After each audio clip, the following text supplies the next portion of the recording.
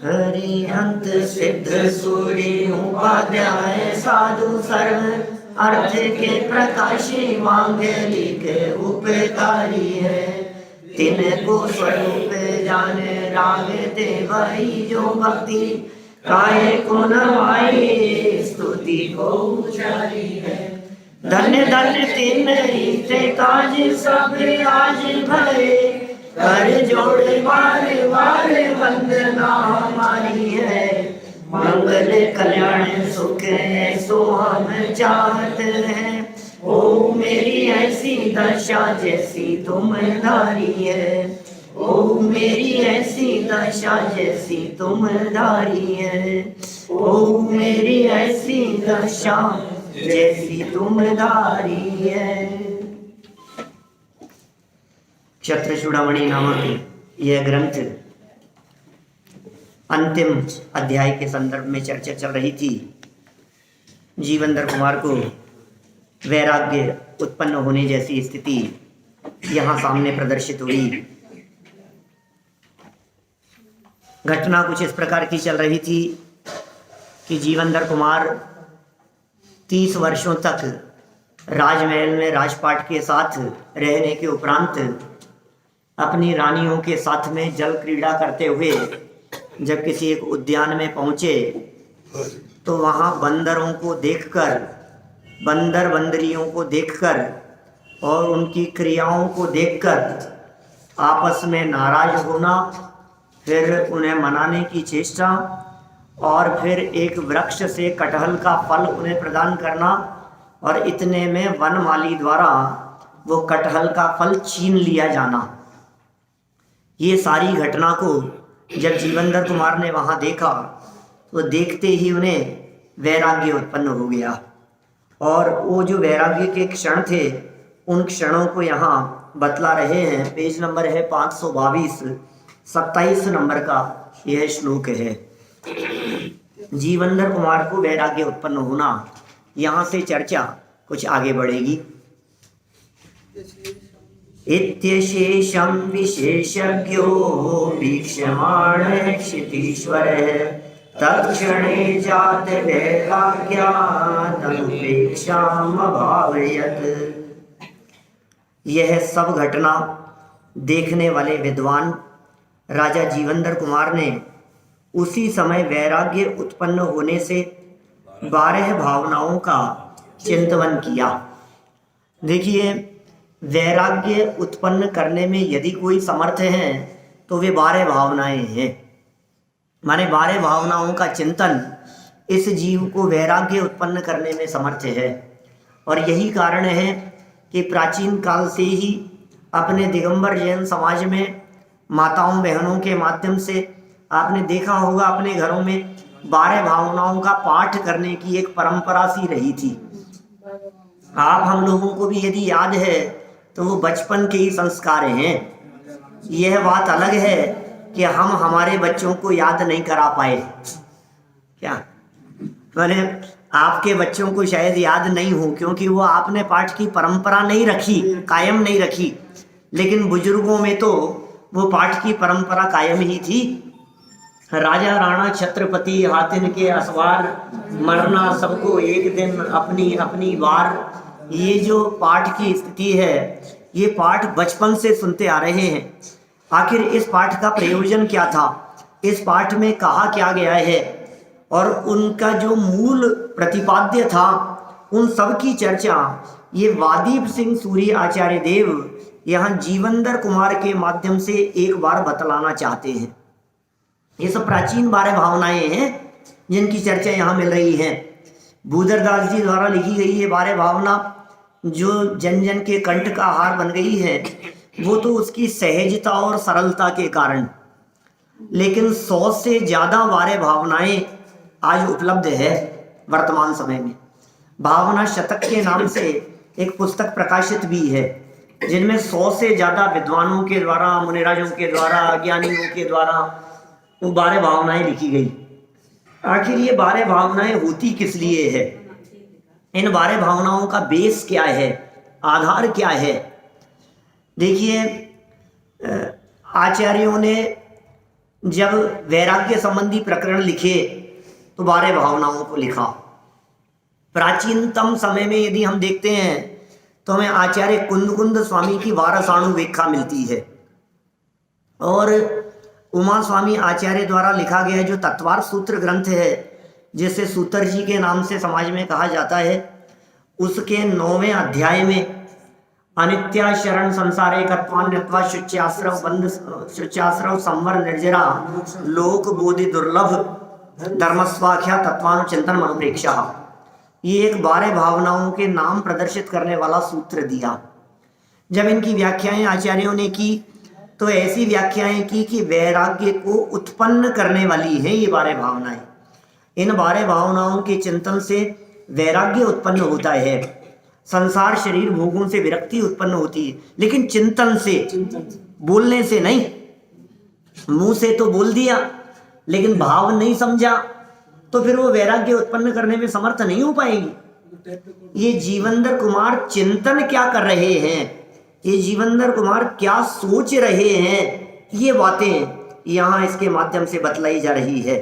देखिए, उक्त घटना को देखकर विवेकशील एवं विलक्षण बुद्धि के धनी राजा जीवंदर कुमार को वैराग्य उत्पन्न हुआ और वे 12 भावनाओं का चिंतन करने लगे। ये तो सीधा सीधा वाक्य दे दिया, अभी कुछ वर्णन तो दिया नहीं अभी इन्होंने यहाँ। तो क्या विचार करने लगे, क्या चिंतन करने लगे, और क्या घटना को देख करके उनको कैसा लगा, कैसा फील हुआ। देखिए, इसी बात को कुछ और आगे बढ़ाते हैं। 28 नंबर का श्लोक है 523 नंबर पेज पर। वनपाल को देखकर राजा जीवनधर का विचार। मध्यते वनपालोऽयं काष्ठांगारायते हरिः राज्य फलायते तस्मान्मैव तत्याज्यमेव तत्। यह वनपाल मेरे समान है। देखो, विचारों की बात है। घटना कुछ देखते हैं और उस घटना को देख करके यदि अपनी लाइफ से ना जोड़ा जाए तो फिर वो वैराग्य का कारण नहीं बनता है। घटनाएं तो कितने लोग नहीं देखते हैं। रोड पर होने वाले एक्सीडेंट को कितने लोग देख करके आगे नहीं बढ़ जाते हैं। एक घटना घटी, एक दुर्घटना हुई, एक्सीडेंट हो गया, अब उसे देख करके कितने लोगों को क्या क्या परिणाम आते हैं। एक प्रसिद्ध उदाहरण वेश्या की डेड बॉडी को देखकर होने वाले परिणामों का पुराने समय से सुनते रहे। एक लाश पड़ी है वेश्या की सड़क पर, और उस लाश को देखकर अलग अलग लोगों के अलग अलग तरह के परिणाम हो जाते हैं। जैन साहब, निमित्त एक है, घटना एक है, दृश्य सबको एक समान दिखाई दे रहा है, लेकिन भोगी व्यक्ति को देखकर, उसे देखकर ऐसा लगता है कि जीवित होती तो मैं भोगता। चोर को ऐसा विचार आता है कि ये भीड़ इकट्ठी हो गई है, ये लोग यहाँ न होते तो मैं चुरा कर ले जाता,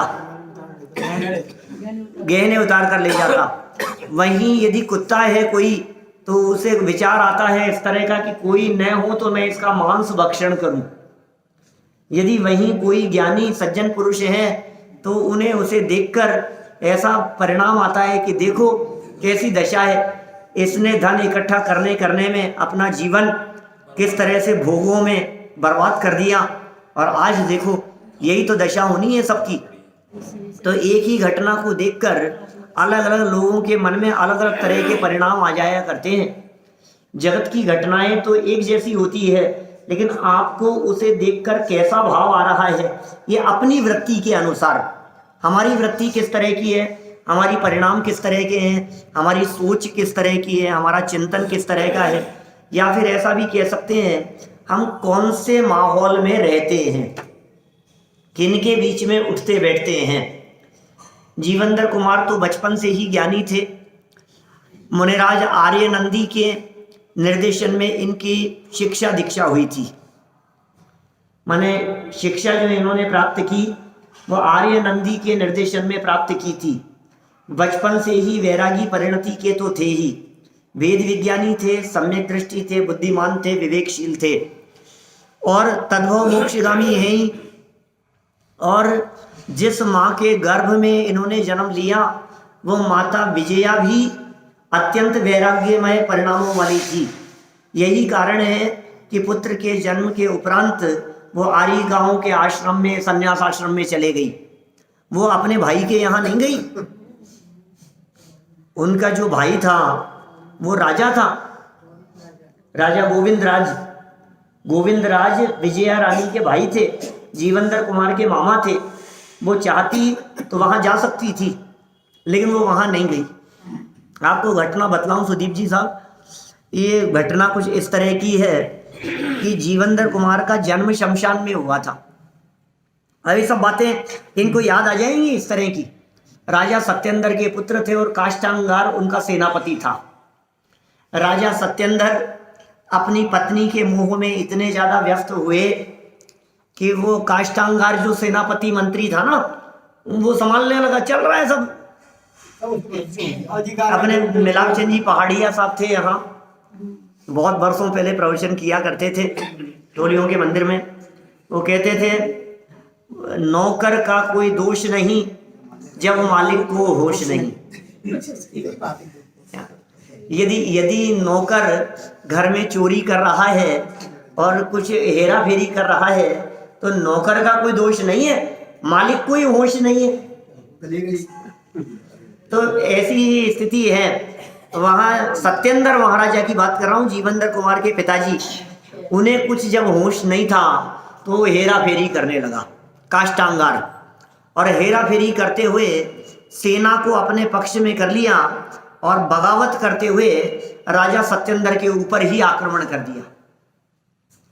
राजा सत्येंद्र ने गर्भवती विजया रानी को, जो अपनी पत्नी थी, उसे एक विमान में बिठा करके उड़ा दिया। लकड़ी का एक यंत्र विमान जैसा बनाया और उसे सुरक्षित करने की दृष्टि से उसे भेज दिया। और बाद में काष्टांगार के साथ में युद्ध हुआ और फिर युद्ध के बीच में उनको वैराग्य हो गया और उन्होंने दीक्षा ले ली, संन्यास होकर के वो तो स्वर्ग में चले गए। और वो जो यंत्र सहित विमान भेजा था वो एक शमशान में जाकर गिर गया। देखो आप, आपका उदय, वो भी कहीं सुरक्षित स्थान पर पहुंचा नहीं। शमशान पहले के समय में नगर से बाहर हुआ करते थे, जंगल में। आज तो नगर इतने बढ़ गए हैं कि वे शमशान नगर के बीचों बीच आ गए हैं। पहले तो शमशान के आसपास से गुजरना भी वो डर लगता था लोगों को कि कोई भूत प्रेत नहीं हो, व्यंतरादिक देवों के आवास नहीं हो, यहाँ से गुजरो नहीं, निकलो नहीं इनके आसपास से, तो बड़ा डर लगता था। ऐसे ही स्थान होते थे। अभी तो मेरे पहले बीच में मेरा काम वहाँ शमशान में होता था। वो एक बाइंडर था काम करने वाला, तो रात को देर तक मैं वहाँ उसके पास में काम करता था। तो आर जब बहुत छोटा था तो कभी एक बार किसी का फ़ोन आया, उसको तो वो समझता नहीं था कुछ भी कि पापा कहाँ है लैंडलाइन पर। तो उसने कहा कि पापा तो शमशान गए हैं। शमशान में है, रात को 11 बजे की बात है और वो तो शमशान में है। बड़ा आश्चर्य हुआ, बाद में मालूम चला कि वो तो वहाँ, तो शमशान में मैं बहुत देर तक बैठता था वहाँ।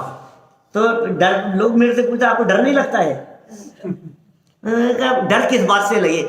जिंदा से तो फिर एक बात डर लगे, मुर्दे से किस बात का डर? क्या जो है ही नहीं, जो चला ही गया है, जिसमें जीवन ही नहीं है, वो क्या बिगाड़ेगा बताओ?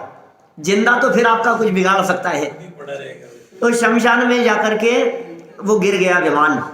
और विजया रानी जो थी उसने शमशान में ही जन्म दिया बालक को। जीवंदर कुमार का वहाँ जन्म हो गया शमशान में ही। वहाँ वन देवी ने ही उनकी सुरक्षा की, वहाँ आकर के संभाला, सहयोग किया और बाद में कहा कि तुम चिंता मत करो। वन देवी ऐसा कह करके गई विजया माता से कि तुम चिंता मत करो, इसका लालन पालन तो बहुत भाग्यशाली तरीके से होने वाला है, बहुत अच्छे स्थान पर। और कोई एक यहाँ आएगा अभी और वो इसे ले जाएगा, कोई सेठ। और ये कह करके वन देवी तो चले गई, क्या घोषणा करके। और एक दूसरी घटना घटी। एक सेठ था जिसका नाम था गंधोत्कट, सेठ गंधोत्कट। ये काष्टांगार था, वो अलग है। गंधोत्कट सेठ, उसके पुत्र जन्म होते थे और जन्म होते ही मर जाते थे, जन्म होते थे मर जाते थे, जन्म होते थे मर जाते थे। ऐसे कोई 10-12 पुत्र उसके जन्म हुए और मर गए। तो उसने एक बार मुनिराज से जाकर के पूछा कि महाराज कोई उपाय बतलाओ, या क्या करूं मैं, मेरे से ऐसा क्या अपराध हो गया है। आप निमित्त ज्ञानी हुए, आप कुछ जानते हो तो कुछ भविष्य के बारे में बतलाएं, कुछ मेरे पापों के बारे में बतलाएं, कुछ पापों का प्रायश्चित देवें। ऐसा उसने सेठ ने निवेदन किया। तो महाराज ने बतलाया कि अब जो तुम्हारे पुत्र जन्म होगा, बोले वो भी मरा हुआ होगा, लेकिन मरा हुआ जन्म लेने पर जब तुम उसे शमशान में छोड़ने जाओगे तो वहां तुम्हें एक जीवित पुत्र मिलेगा। उसे लाकर के जब उसका पालन पोषण करोगे, उसके बाद तुम्हारे खुद के जो पुत्र होंगे वो जीवित निकलेंगे, मतलब वो ऐसा भाग्यशाली होगा वो। यह बात सेठ ने तो सुन ली, लेकिन घर जाकर के अपनी पत्नी को नहीं बताई। पत्नी को बतलाई नहीं कि क्या पता क्या होगा, देखते हैं। पुत्र जन्म हुआ और मरा हुआ जन्मा। जब मरा हुआ जन्मा तो सेठ गंदोट कट लेकर के उसे शमशान पहुंचे, और शमशान पहुंचे तो इधर उधर ढूंढने लगे कि महाराज ने कही थी शायद कोई बच्चा हो यहाँ। और माँ जो थी विजया, उसे वन देवी ने कही थी बात कि कोई आएगा, तो वो उस बालक को वहां रखकर और बालक के हाथ में राज मुद्रा देकर मुट्ठी में, कि जिससे भविष्य में ये निर्णय हो या पहचाना जा सके कि ये राजपुत्र है, राजघराने का है, उसके हाथ में राज मुद्रा देकर झाड़ियों के पीछे छिप गई कि कोई आ रहा है, देखें क्या है। वो तो छिप गई। अब क्या हुआ, पीछे से जब वो सेठ आए और मरा हुआ देखा, मरा हुआ था और जिंदा पुत्र मिल गया, तो मरे हुए को तो छोड़ा शमशान में और जिंदा को लेकर के चले गए। राज मुद्रा हाथ में देखी तो सेठ ने उस मुद्रा को देख करके पहचान लिया कि ये कोई राजघराने का बेटा है। और खबर तो मिली गई थी कि महाराजा सत्येंद्र जो हैं उनको मार दिया गया, उसी राज्य में रहते थे, और जो काष्टांगार है वो राजा बन गया है। तो इनको पता लग गया। मुद्रा को इन्होंने छिपाया, घर जाकर के पत्नी से बहाना बनाकर कहा कि क्या पुराने जितने पुत्र मरे थे तो इसको भी मरा हुआ समझ लिया, ये तो जिंदा है क्या। क्योंकि वे जानते थे कि यदि मैंने ये कहा कि ये किसी और का पुत्र है तो शायद वो वात्सल्य नहीं होगा जो वात्सल्य होना चाहिए। तो ये बात कही और वहां जाकर के माँ उसको दे दिया कि भाई मेरे से ही धोखा हो गया। हर बार वो दिमाग ही ऐसा हो गया कि मरे मरे होते हैं हो गया था ना, तो भाई मरा ही होगा, मेरी गलतफहमी रह गई। और ये भी तत्काल जन्मा हुआ ही था। तो लालन पालन बहुत अच्छे से हुआ। फिर एक मुनिराज की ये घटना बीच में बतलाई, जिन मुनिराज को भस्मक रोग हो गया था, आर्यनंदी मुनिराज थे, और वे मुनिराज भस्मक रोग हो गया।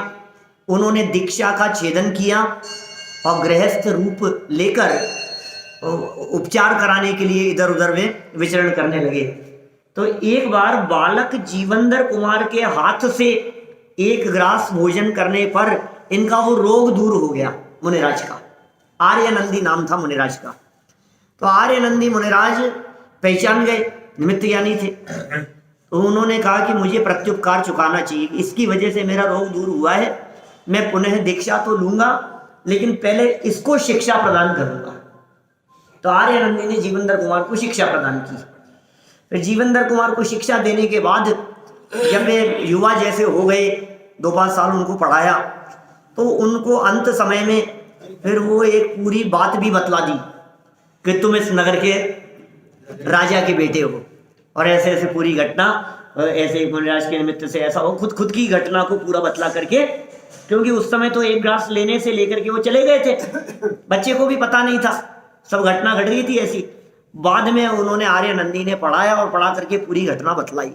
घटना बतलाने के बाद जीवंदर कुमार चूंकि 16-17 वर्ष के हो गए थे, तो इनको बड़ा क्रोध आया और इन्होंने कहा कि ठीक है, मैं अभी जाकर के अपने राज्य की बात करता हूं। ये सारा विचार आया। तो आर्यनंदी ने कहा कि नहीं, अभी समय नहीं है, तुम प्रतिज्ञा लो कि योग्य समय का इंतजार करोगे और पर्याप्त समय बिताने के बाद 1-2 साल बाद ही किसी तरह का कोई कदम उठाओगे। तो फिर वो किसी को बतलाया नहीं। अब देखो, जीवंदर कुमार को पता लग गया, सेठ गंदोत्कट को पता लग गया, दो को पता था। और आर्य नंदी तो दीक्षा लेकर के वो तो चले ही गए। ये वहां रहने लगे। फिर कई घटनाएं बीच में घटती रही। जीवनधर कुमार का विवाह आदि होता रहा। उसी नगर में रहते थे और घटनाएं कई, काष्टांगार जो राजा था उससे भी आमना सामना हुआ। तो काष्टांगार किसी बात पर इनसे नाराज हो गया और एक बार बुला लिया अपने राज दरबार में और इसे मृत्युदंड देने का आदेश दिया। उससे पहले एक घटना घट गई थी जिसमें ये कहा था नहीं कि वो कुत्ते को नमोकार मंत्र सुनाया है इन्होंने, मरते हुए कुत्ते को, मरणासन कुत्ते को नमोकार मंत्र सुनाया और वो मर करके देव बन गया, यक्ष हो गया। उस यक्ष ने तुरंत प्रकट होकर के आया और आकर के जीवनधर कुमार को 3 वरदान दिए उस यक्ष ने। मुझे लगता है समाज में फटाफट किसी की हालत बिगड़ने पर नमोकार मंत्र सुनाने की जो परंपरा है उसमें ये भी एक कारण लगता है कि शायद ये कोई मर करके बन जाए और कुछ आ जाए वापस, कोई सहयोग करने के लिए, कोई भला करने के लिए, तो ऐसा भी सोचा जा सकता है। खैर पद्म ऋषि सेठ ने सुनाया था तो वो राम के जीव बने। रामचंद्र जी जो थे उन्होंने पूर्व भाव में मरते हुए बैल को नमोकार मंत्र सुनाया था। खैर वो यक्ष ने आकर के 3 वरदान दिए, बोले जैसे ही स्मरण करोगे मैं आ जाऊंगा, कोई तुम ये मंत्र बोलोगे और ये जहर उतर जाएगा। तुम ये संगीत विद्या के अंदर उनको मंत्र, वीणा बजाने के लिए, तो ऐसे 2-3 उनको मंत्र दिए या वरदान दिए, समझ लो आप। वरदान तो क्या कहें, मंत्र ही मानो आप। अभी जब काष्टांगार ने किसी मामले में नाराज होकर इन्हें मारने का प्रयत्न किया बंदी बनाकर, तो इनको तुरंत यक्ष का स्मरण आ गया और यक्ष बचाने के लिए आ गया और इनको उठा करके ले गया। बीच में सब तलाशते रहे, गायब हो गए, ये तो उड़ा करके ले गया और फिर जंगल में चले गए। यक्ष अपने स्थान पर ले गया, चैत्यालयों की वंदनाएं कराई, फिर 2-4 और विवाह हुए और फिर बाद में इनकी कुछ योजना इस तरह की बनी कि वो सब लोग तैयार हो गए और फिर पुनः इनको माँ मिल गई जंगल में ही। कोई दोस्त उधर से विचरण करते हुए आ रहे थे, ऐसे तलाशते हुए, और वृद्ध माँ को आर्यिका के वेश में, जिस वेश में देखा वहां, आर्यिका के वेश में तो नहीं थी लेकिन एक सन्यासी के रूप में, आर्यिका तो अभी बनी। तो फिर वो उन्होंने कहा, जो दोस्त थे ना नगरी के, उन्होंने कहा कि हम हमारे मित्र जीवनधर को देखने के लिए जा रहे हैं। तो बोले कौन है, क्या है? फिर उन्होंने उनकी थोड़ी परिचय चर्चा की, तो फिर वो पहचान गई कि ये तो हो ना हो मेरा ही बेटा है। फिर वो लोग चले गए जीवनधर के पास और जीवनधर को लेकर के आए। तो जीवनधर अपनी माँ से मिल लिए और माँ से मिल करके इसी राजपुरी नगरी में आ गए और राजपुरी नगरी में आकर के चारों तरफ का माहौल देखने लगे। वहीं इनके मामा भी आ गए सहयोग करने के लिए। फिर मामा ने एक स्वयंवर की रचना रची जिसमें अपनी पुत्री के विवाह की बात करी और फिर काष्टांगार को बुलाया। देश देशांतरों से राजा लोग आ गए और वहां आकर के और एक जो योजना बनाई थी उसमें जीवनधर कुमार सफल हो गए और मामा ने घोषणा कर दी कि और कोई नहीं है, महाराजा सत्येंद्र के पुत्र हैं। काष्टांगार को मार दिया गया, जीवनधर कुमार को राज्य मिल गया और जीवनधर कुमार राजा बनने के बाद 30 वर्षों तक राजपाट के सुखों को भोगते रहे। और इनकी जो दोनों माताएं थी, एक माता विजया जो जन्म देने वाली थी और एक पालन पोषण करने वाली माता सुनंदा, दोनों को ही वैराग्य हुआ और उन्होंने पद्मा नाम की आर्यिका के पास जाकर के दीक्षा ले ली। ये राजपाट संभालते रहे पीछे से। अब इन्होंने अचानक आज 30 वर्षों बाद एक ऐसी घटना को देखी और इस घटना को देखकर इन्हें पूर्व की कुछ बातें याद आने लगी और इनके हृदय में वैराग्य भाव जागृत हो गया। ये मतलब समझ लो आप कितने साल से, 1.5 साल हो गया ग्रंथ चलते हुए। मैंने 1.5 साल की पूरा घटना चक्र ये आपको सुना दिया शॉर्ट में। बीच में बहुत सारी नीतियां, ये ग्रंथ एक ऐसा ग्रंथ है जो ग्रंथ नीतियों के लिए प्रसिद्ध है। गजब की नीतियां, ऐसी गजब की नीतियां हैं। जीवन यापन कैसा होना चाहिए, एक गृहस्थ का जीवन कैसा होना चाहिए, ज्ञानी कौन होता है, सदाचारी कौन होता है, विद्वान कौन होता है, मित्रता किससे की जानी चाहिए, शत्रु का लक्षण किस तरह का है, किस तरह से पहचाने, और न मालूम अनगिनती तरह की बातें जो एक शिक्षाप्रद बातें हैं, उन सब का वर्णन माने वादीप सिंह आचार्य बीच बीच में हमारे को वो सब शिक्षाएं प्रदान करते रहे, शिक्षाएं देते रहे। कहीं ना कहीं कहानी कम बतलाते हैं, शिक्षाएं ज्यादा देते हैं, ये सब कथा चलती रही। अब देखो आप इस घटना को देखकर जीवनधर कुमार को क्या विचार आया, वो बात हम यहाँ पढ़ रहे हैं। 28 नंबर श्लोक अभी हमने पढ़ा, और इस श्लोक का अन्वयार्थ देखिए संस्कृत छोड़कर। यह वनपाल मेरे समान है, तो अब देखो उससे तुलना कर रहे हैं, वनपाल को देख करके अपने को देख रहे हैं। वानर काष्ठांगार के समान है बंदर, और राज्य पनस फल के समान है, कटहल के समान है, इसलिए यह राज्य मेरे द्वारा ही छोड़ने ही योग्य है, मेरे ही द्वारा छोड़ने योग्य है। देखो कैसा रूपक बना लिया उन्होंने, क्योंकि बंदर ने एक कटहल का वृक्ष छीनकर या वृक्ष से तोड़कर फल, कटहल का फल वो बंदरी को प्रदान किया, तो और उस बंदरी के हाथ से वनपाल ने छीन लिया। था तो वनपाल का, क्योंकि वो जंगल का, उद्यान का रक्षक था ना, वो तो फल तो उसी का था, वो वहां का मालिक था। लेकिन बंदर ने चूंकि ले लिया था, तो उससे पुनः वनपाल ने उसे छीन लिया, और ये जो फल है, इस फल को राज्य की उपमा दी, और बंदर जो था वो काष्ठांगार, राज्य तो मेरा ही था, लेकिन काष्ठांगार ने छीन लिया था, तो उसे मैंने वापस प्राप्त कर लिया। बोलो, लेकिन भाई धिक्कार है इन सब अवस्थाओं को। क्या ये क्या जगत में, संसार में छीना झपटी मची रहती है। कभी कोई मालिक बन जाता है, कभी कोई और मालिक बन जाता है, मालिक बदलते चले जाते हैं, और वस्तु, जमीन, जायदाद, मकान, प्रॉपर्टी, ये सब जहाँ की तहाँ पड़ी रहती है। फिर कोई नया व्यक्ति आता है और वो मालिक बन करके कहता है कि ये तो मेरा है, मैं इसका मालिक हूँ। फिर वो चला जाता है, फिर कोई नया आता है और वो कहता है कि मैं इसका मालिक हूँ, ये सब तो मेरा है। सब अपना अपना कहते हुए चले जाते हैं, लेकिन यह धन किसी का होता नहीं है। धन धरा का है, धरा पर ही धरा रह जाएगा, और मुट्ठी बांध कर आया था और कर पसारे जाएगा, हाथ पसारे जाएगा। धन यही का है, आया तो मुट्ठी बांध करके था और जाएगा खुले हाथ में। ये विचार कर रहे हैं काष्ठांगार की दशा का, राजा सत्येंद्र के बारे में, अपने जीवन के बारे में, और पुनः मैंने किस प्रकार से राज्य प्राप्त कर लिया उसके बारे में। भाई सार्थकता तो इसी में है, ये राज्य मुझे से छीन लिया जावे उससे पहले मैं राज्य को छोड़ दूं। देखिए ज्ञानी विद्वानों ने शास्त्रों में इस प्रकार के उल्लेख किए हैं कि भाई सुन, या तो तू सीधे सीधे घर छोड़ करके निकल जा, दीक्षा ले ले, नहीं तो फिर तुझे आड़ा करके निकाला जाएगा। क्या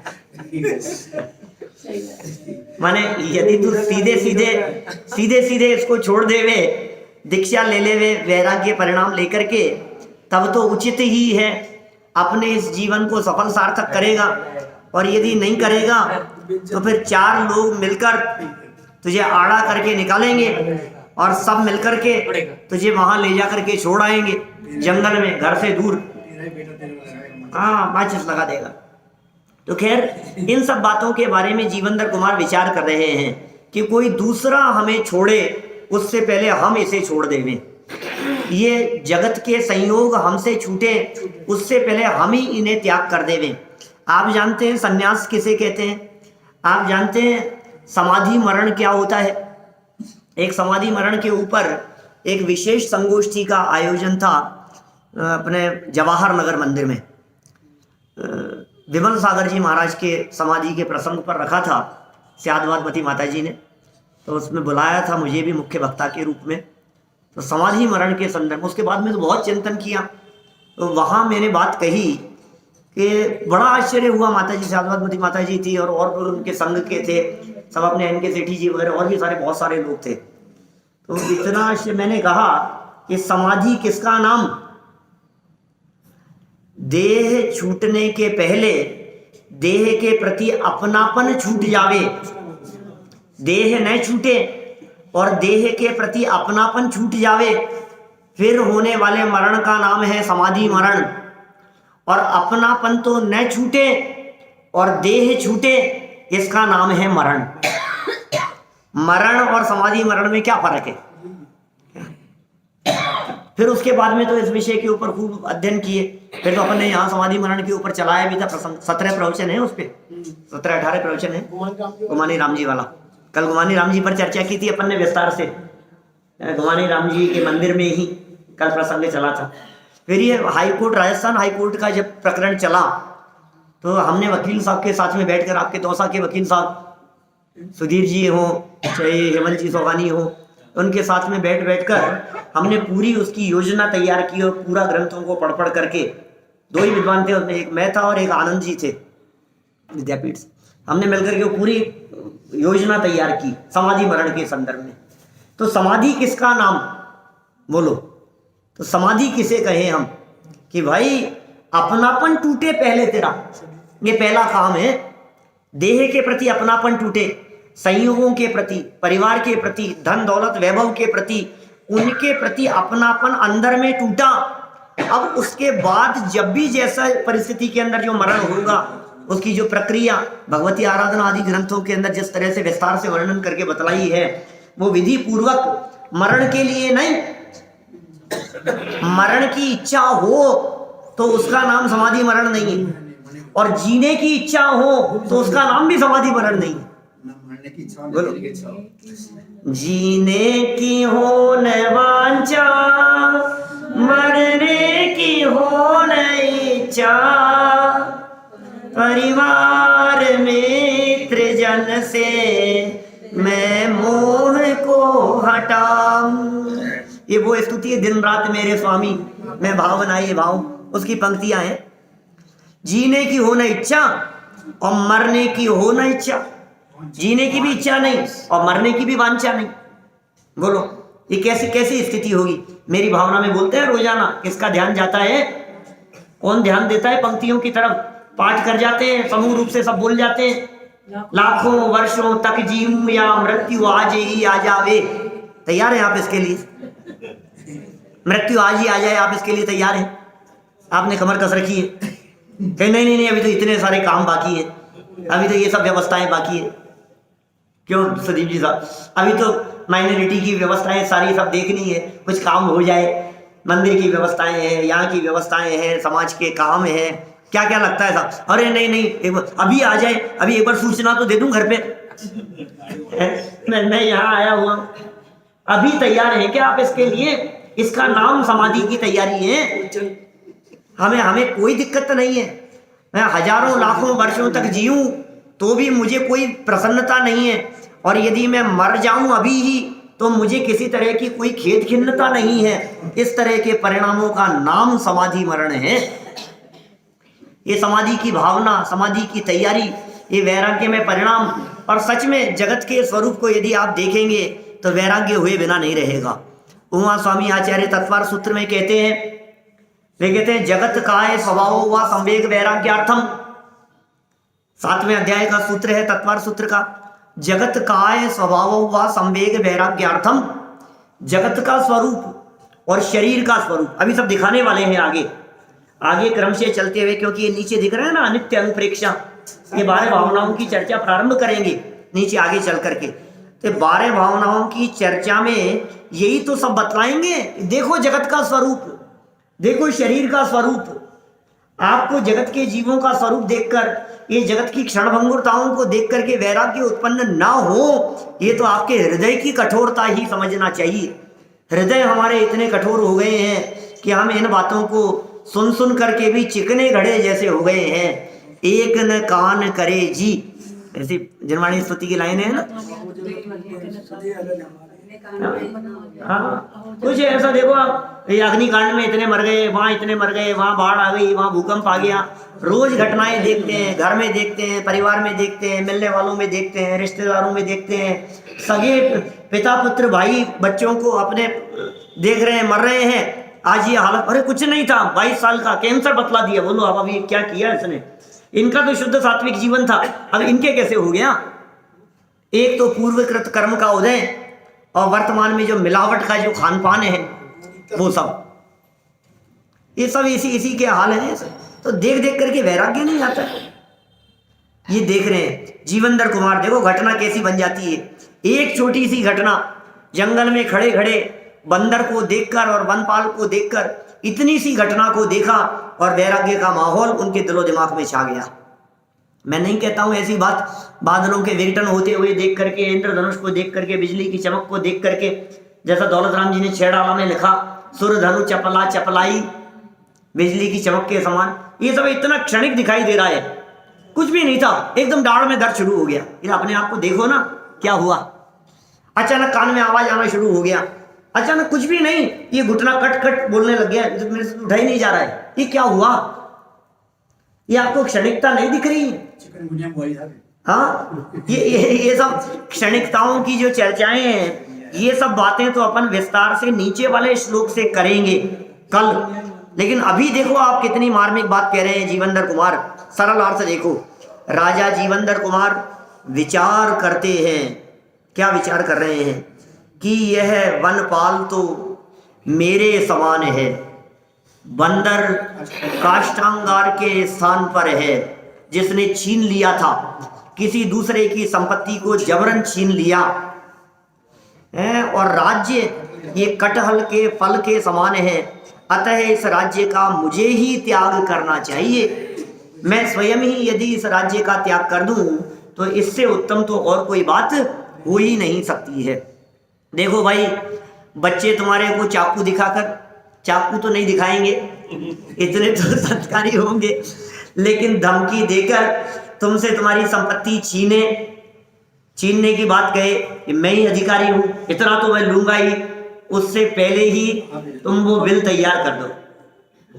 क्या बाद में तुम्हारे अंतिम समय में झगड़ते रहे या तुम्हें चिंता होती रहे या कौन संभाले क्या संभाले, ये तुम्हारी जिम्मेदारी है पहले से ही कि भाई ये तो तुम्हें संभालना है, ये इतना इसके लिए और ये किसके लिए करना है, ये बताओ मुझे। आजकल तो बच्चे एक होते हैं, तब क्या बच्चे एक होते, कितने बिल्ली, बच्ची भी तो है आपके, एक ही तो बच्चा होता है। नहीं, दूसरे घर के नहीं भाई साहब, आजकल का जमाना बदल गया है, कानून बदल गए हैं। पुत्रियों को बिल्कुल बराबर का हिस्सा है प्रॉपर्टी में। क्या भैया, दीदी बेटी है पीछे, सब बराबर। आपको मिलेगा ना, इसलिए बातें कर रहे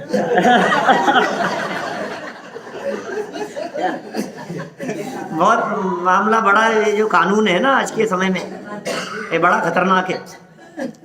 तो ये तो वैराग्य के बारे में विचार और चिंतन कर रहे हैं जीवंदर कुमार। क्या विचार कर रहे हैं? देखो विशेषार्थ में लिखी है कुछ और बातें। राजा जीवंदर कुमार विचार मग्न हैं घटना देखने के बाद, और सच में लाइनों को पढ़ने से फर्क नहीं पड़ता, घटना देखने से फर्क नहीं पड़ता, किताब पढ़ने से फर्क नहीं पड़ता, आप विचार कितना कर रहे हैं। श्रीमद राजचंद्र जी साहब की पंक्तियां हैं, कर विचार तो पाम, विचार करेगा तो प्राप्त करेगा। पुराने कवि हैं हिंदी साहित्य में बहुत, उनने इस तरह की पंक्तियां लिखी, बिना विचारे जो करे सो पीछे पछताए, काम बिगाड़े आपनो जग में होत हंसाए। किसकी? वृंद कवि की है, मास्टर साहब पढ़ाते होंगे, हेड मास्टर साहब ने। तो देखो आप, बिना विचारे सारे काम बिना विचार किए हुए, पाठ कर रहा है तो बिना विचार किए हुए, पूजन कर रहा है तो बिना विचार किए हुए, भक्ति कर रहा है तो बिना विचार किए हुए। जो टोडरमल जी ने मोक्ष मार्ग प्रकाशक पेज नंबर 220 पर जो घटना और जो पूरी परिस्थितियां लिखी है, जगत के जीवों का जो चित्रण किया है 220 नंबर पेज पर, ऐसा खुला चित्रण किया है साहब, एक पेज पर आप कल्पना नहीं कर सकते। भक्ति करने वाले, पूजन करने वाले, व्रत करने वाले, उपवास करने वाले, तीर्थ वंदना करने वाले, दान देने वाले, शास्त्र स्वाध्याय करने वाले, दर्शन करने वाले, एक एक व्यक्ति की जो अंतरंग परिणति का जो चित्रण किया है, मुख से पाठ आदि बोलता है, भगवान के दर्शन करते समय दृष्टि घूमती रहती है और मन को फिराता नहीं। क्या कौन आ रहा है, कौन जा रहा है, कौन क्या कर रहा है, भगवान सामने विराजमान है और निगाह दूसरों की तरफ जा रही है। अर्घ भगवान को सामने चढ़ाना है और पास में आए हुए व्यक्ति के हाथ में, लो साहब तुम भी चढ़ा लो। क्या मैंने ऐसे ऐसे चित्रण किए। दान देता है तो अब जिस प्रकार अपनी यश प्रतिष्ठा हो, मान सम्मान हो, उस तरह से दान देता है। शास्त्र पढ़ने वालों तक की खिंचाई की है उन्होंने। शास्त्र पढ़ता है तो पद्धति से पढ़ जाता है, शास्त्र का जो भाव है, उसका जो मर्म है, उसे अपने अंतरंग में अवधारण नहीं करता, क्या फल मिलेगा बताओ मेरे को? करता तो भी सुना देता। माने क्रिया की तुलना में भावों का विशेष फल का है। सारा जनागम भरा पड़ा है इन सब बातों से। कल्याण मंदिर स्तोत्र में आचार्य देव कहते हैं, यस्मात् क्रिया प्रतिफलंती न भाव शून्य। भाव से शून्य कोई भी क्रिया फल प्रदान करने वाली नहीं होती है। तुम भावों को संभालो, तुम्हारे भाव कहाँ है। क्रिया तो सारे जगत को दिखाने के लिए भी होती है। 237 नंबर पेज पर कहते हैं टोडरमल जी साहब, वे कहते हैं 238 नंबर पेज पर, बाह्य क्रिया पर तो दृष्टि है और परिणाम सुधरने बिगड़ने का विचार नहीं है। अभिप्राय में जो वासना है उसका तो विचार ही नहीं। भाई सबकी दृष्टि क्रिया क्रिया पर है। अरे साहब इनके जीवन की क्रिया देखो। अरे भाई क्रिया तो देखी है, परिणाम देखो। क्रिया दिखती है ना सर, क्रिया दिखती है लेकिन फल क्रिया की तुलना में अनंत गुना ज्यादा फल परिणामों का लगता है। फल तो परिणामों का लगता है। आपके परिणाम कैसे? क्रिया परिणाम अभिप्राय बराबर। वो उसी 238 नंबर पेज से उठाइए और 238 नंबर पेज मोक्ष मार्ग प्रकाशक में जो लाइनें लिखी है, उन लाइनों को बेस बनाकर पूरी एक पुस्तक लिखी है पंडित अभय कुमार जी ने। देवलाली हैं आजकल कहते हैं। देखिए क्या कह रहे हैं, विचार की बात कह रहे हैं। यहाँ राजा जीवंदर कुमार विचार मग्न हैं। वे विचार करते हैं कि ये राज्य पहले मेरे पिताजी राजा सत्येंद्र के पास था, और सच्चाई तो यह है उनके पहले भी उनके पिताजी के पास हुआ, बोलो उसके पहले भी होगा। और उनका कपट द्वारा नाश करके राज्य काष्टांगार ने छीन लिया। काष्टांगार ने राज्य छीन लिया। अब मैं बलवान हुआ तो काष्टांगार को मारकर मैंने राज्य पर अधिकार कर लिया। लो पहले महाराजा सत्येंद्र थे, उनसे उन्होंने छीन लिया, काष्टांगार ने छीन लिया, और जब मैं समर्थ हुआ, बलवान हुआ, तो उससे पुनः मैंने छीन करके अपने अधिकार में ले लिया। मुझसे भी कोई बलवान उत्पन्न हो सकता है और वह मुझसे राज्य छीन सकता है। ये है जगत का स्वरूप। कोई मुझसे बलवान हो सकता है, कोई इनको छीन सकता है। अतः ऐसे नश्वर राज्य का त्याग करना ही श्रेयस्कर है।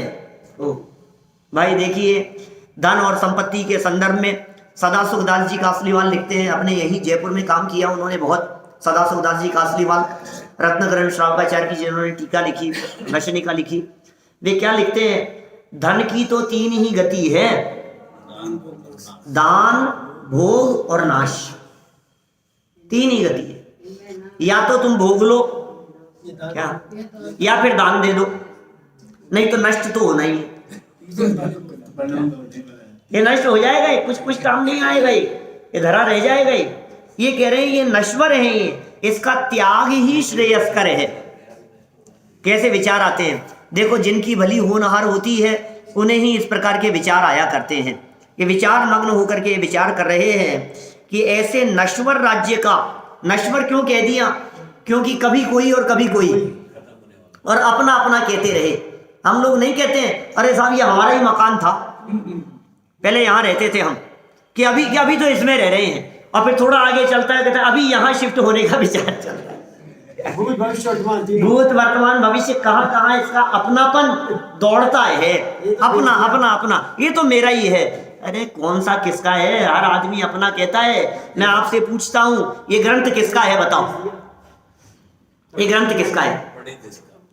वादीप सिंह सूरी आचार्य कहें कि भाई ये मेरा लिखा हुआ है, व्याख्या करने वाले कहें कि ये मेरा है, ब्रह्मचारी यशपाल जी ने इसका अनुवाद और संपादन किया, वो कहें कि ये तो मेरा है, किताब छापने वाले प्रकाशक कहें कि ये तो हमारी है।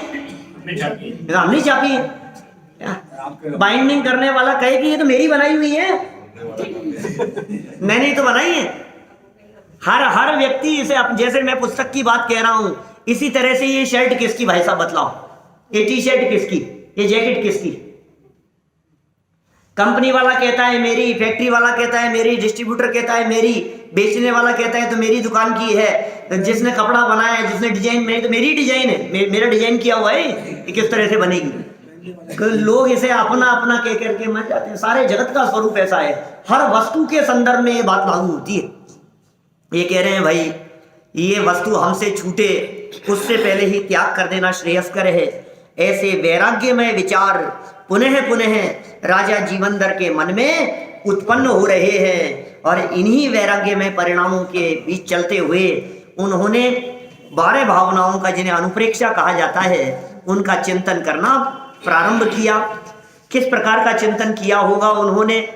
जीवनधर कुमार का चिंतन तो स्वयं का था और वो चिंतन तो किसी को पता लग भी नहीं सकता है, लेकिन जीवनधर कुमार की मन स्थिति का विचार करते हुए वादीव सिंह सूरी आचार्य देव ने कैसे भावनाएं और चिंतन रहा होगा उसे अनेक श्लोकों में बांटकर यहाँ 12 भावनाओं को प्रस्तुत किया है। इसकी चर्चा अपन कल फिर यहाँ आगे प्रारंभ करेंगे। अभी की बात को हम यहीं